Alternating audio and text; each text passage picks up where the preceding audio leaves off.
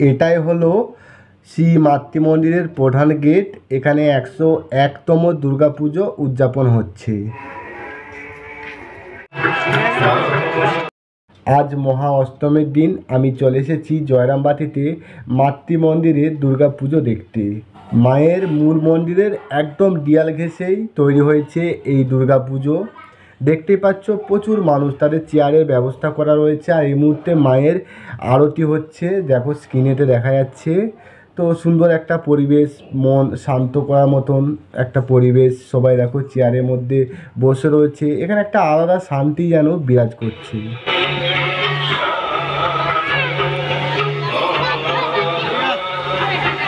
এখানে হয়তো অন্যান্য মণ্ডপের মতন সেরকম কোনো থিম নেই, দেখার সেরকম কিন্তু কোনো কিছু নেই, তবুও দেখবে এখানে আসবে।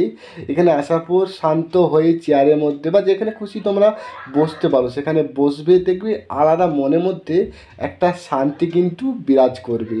তো মন পবিত্র হবে। অবশ্যই তোমাদের বলবো, যারা অন্তত বাঁকুড়াতে যারা থাকো তারা অবশ্যই এখানে একবার আসবে।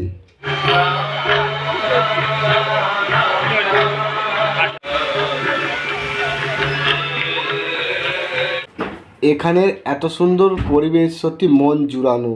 সন্ধ্যায় সন্ধ্যা আরতি, সবাই শান্ত হয়ে চেয়ারের মধ্যে চুপচাপ বসে একটা আলাদাই মানে শান্তি এখানে বিরাজমান। দেখো সুন্দর মাটির বাড়ি রয়েছে, তোমাদের দেখাবো সারদা মায়ের যে বাড়িতে থাকতেন সেটাও দেখাবো। আর এখানে হচ্ছে মূলত যে দুর্গা মণ্ডপটা রয়েছে তার ঠিক পেছনেই মায়ের মন্দির রয়েছে, সারদা মায়ের মন্দির। এখানে ওনার আরতি চলছে।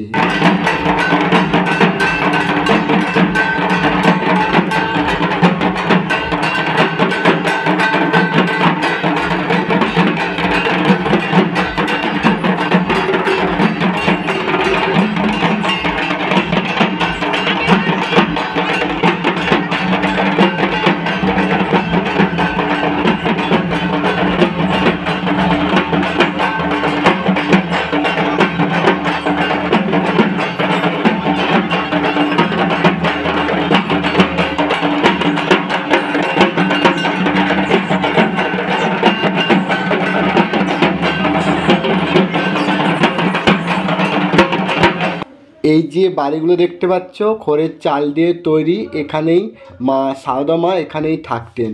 দেখতে পাচ্ছ খুব সুন্দরভাবে এখনও কিন্তু এই বাড়িগুলোকে টিকিয়ে রেখেছে, খুব সুন্দর। দেখো আমাদের সৌভাগ্য যে মা সারদা মায়ের বাড়ি আমরা চোখের সামনে দেখতে পাচ্ছি, মানে আমাদের চোখে এইসব দেখা মানেও কিন্তু আলাদা একটা পুণ্য। আমরা এবার এখান থেকে বেরিয়ে যাব, কারণ রাত হচ্ছে। আমরা এরপর কতলুপুরেতে যাব, যে কারণে এখান থেকে আমরা বেরিয়ে যাচ্ছি। আর তোমরা অবশ্যই কিন্তু জানিও যে এবছর পুজো তোমরা কেমন কাটাচ্ছ।